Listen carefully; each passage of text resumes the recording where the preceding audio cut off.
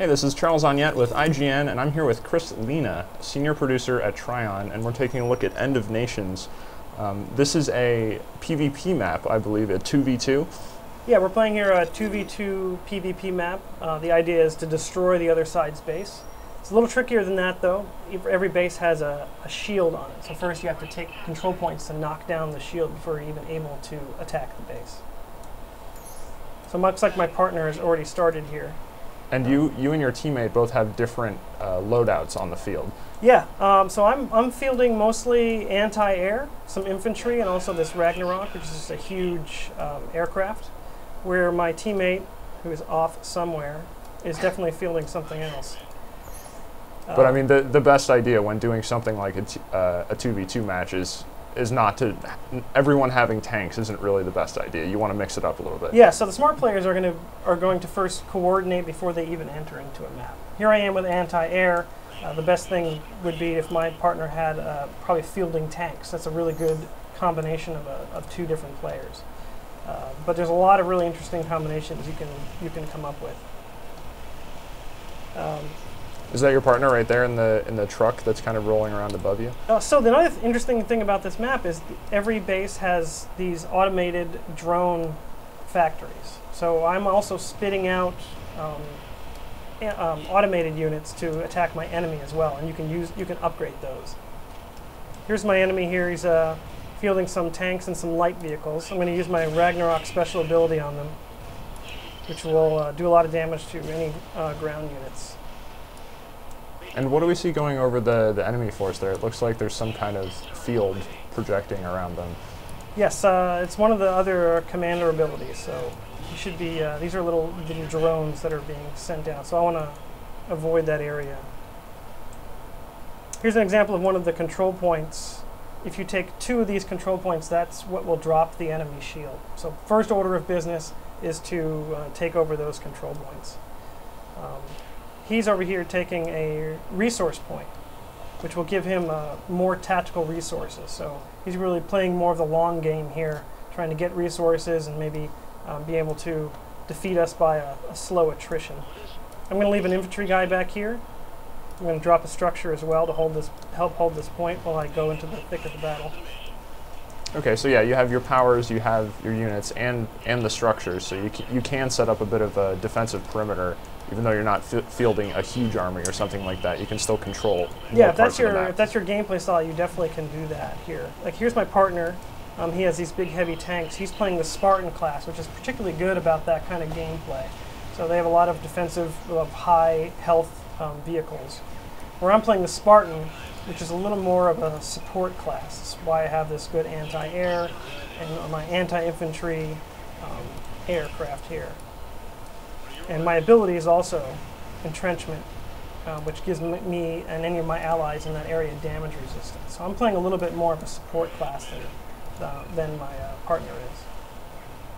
And if you were to die, and I'm not saying you're going to, you'll probably roll over everyone, but if you were to die in this match, how do you replenish your forces? How do you go about rebuilding your army? So you can see that I already have lost some of my anti-aircraft here. You can see they've turned red in the tray.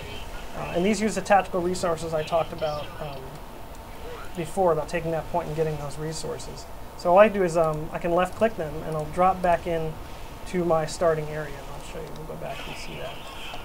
So they come floating in here on the parachutes. Okay, so it's pretty quick then. Yeah, it's pretty quick.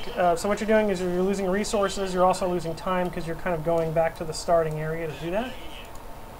So that's what I mean about playing the long game and trying to starve a certain term of resources. That cost of losing units and having to bring them back and placing structures and using abilities over time can make a big difference in turning the tide of the map.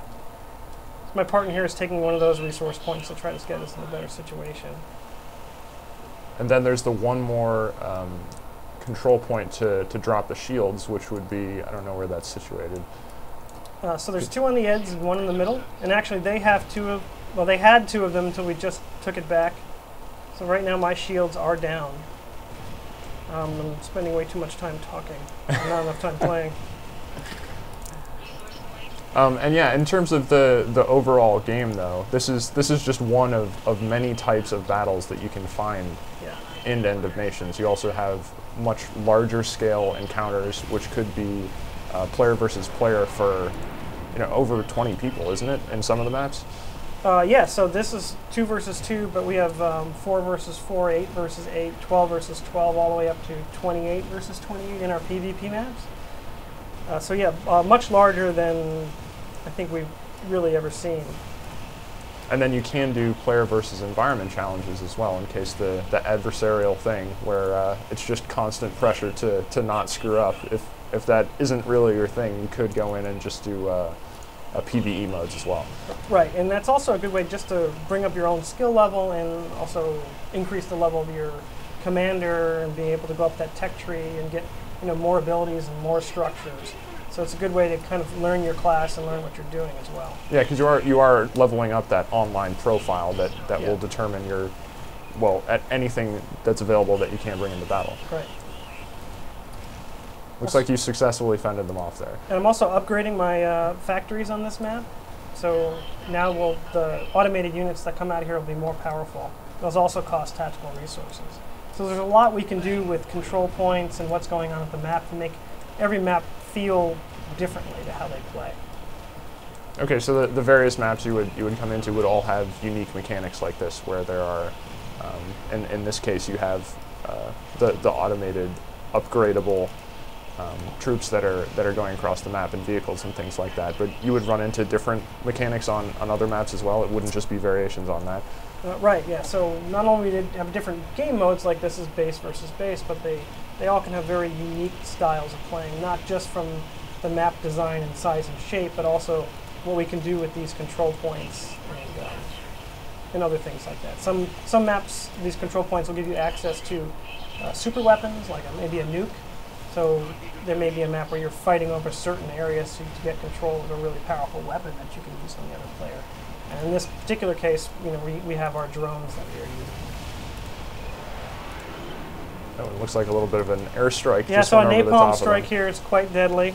A lot of damage. It's pretty high cost to use, but very devastating. I assume the fire that we saw linger on the screen there, that does lasting damage over time to anything caught in it? Yep.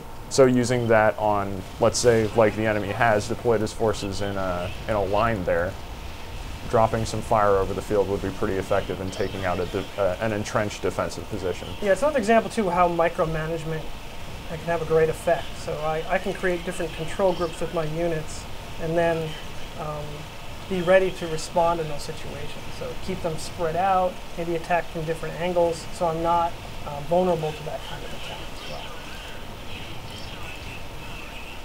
well. And each unit does have some kind of unique special, like you have your commander abilities that you can use on the field of battle, but then all the different unit types, including ones we're not seeing in this match, will have some sort of unique attack mechanic as well. Every single unit has a unique ability associated with it. So learning how to use those units in what situations, and also being able to recognize enemy units and know what they do is a big part to becoming successful in the game.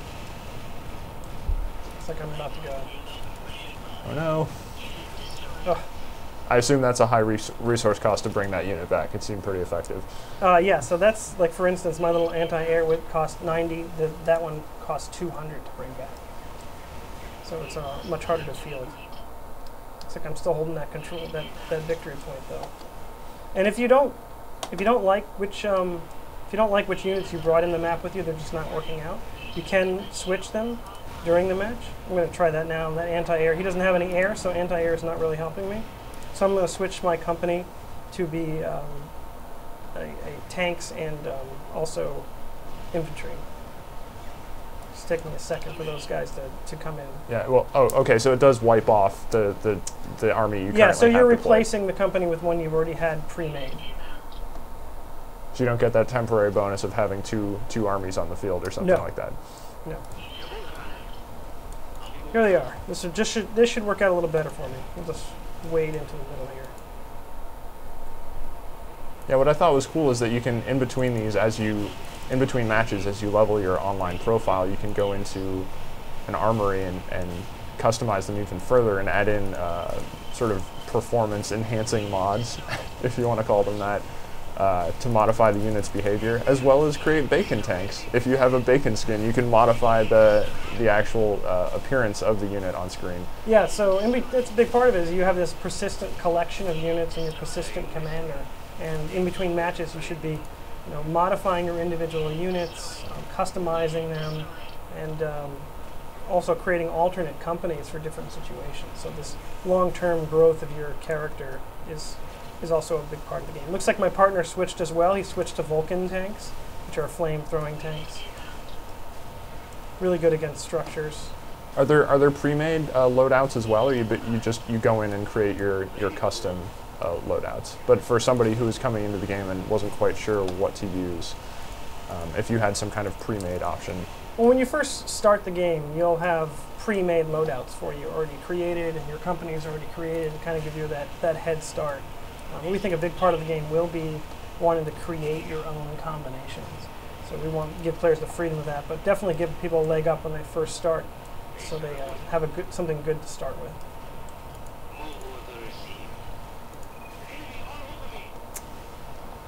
Looks like we're heading towards a stalemate here. I'm going to try to take this control point. Yeah, although you can see at the top of the screen, it seems like your base has been brought down to roughly around half power. Yes, and my shields are down. I am not. And winning they're this match. sitting. Oh, can you blow up the automated unit producing structures individually as well? Yes, you sure can. So okay.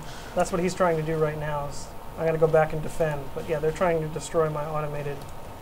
I'm going to upgrade it one more time. I suppose that happens to bring it back to full health when you do that. No. Not so lucky. Here I come.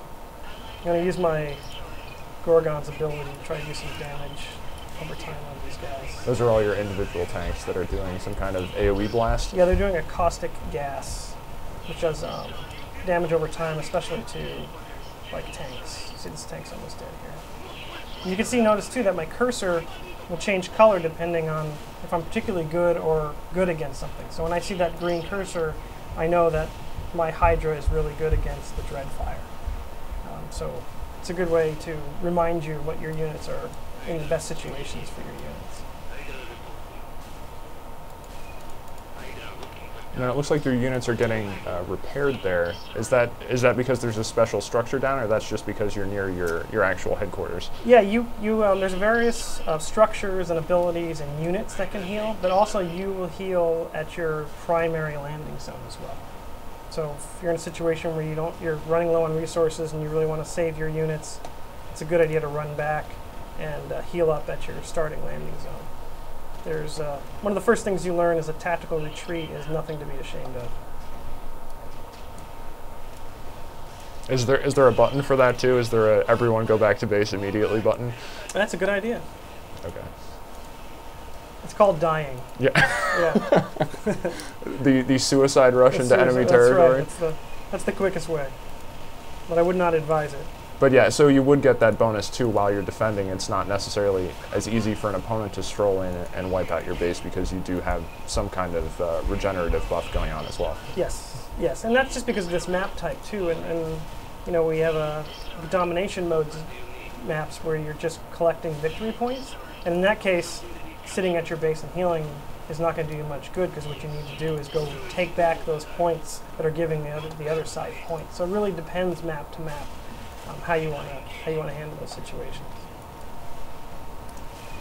And I'm not entirely sure what those are, and you may have touched on this, but the stars underneath the health bars at the top of the screen, are those just resource nodes that are captured?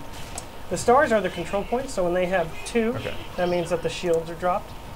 And the little icons below are the automated factories that we have. So if one of them gets destroyed, then that'll be marked in the UI. So we have a unique user interface for really essentially every map in the game. I'm not sure how your base is still standing, though. It appears to be at the slimmest possible health. Well, my partner is an excellent player. Maybe they're trying to be nice to me, too. There's no room for being nice in PvP. That's what I thought. And then, yeah, once... I mean... It's real close. If you're able to... Okay. There it goes. There goes my base. I'm sorry. So I've lost. This is really the first time I've ever lost. I swear. But then even after you are defeated in battle, you would still gain some kind of bonus toward your profile or something like that. Yeah, so whether you win or lose, you're always earning wealth, for instance, which is the currency you can use to purchase things in game. And as well, you see after the game, the leaderboards, you can kind of see where you stack up. And you get an idea of where you went wrong.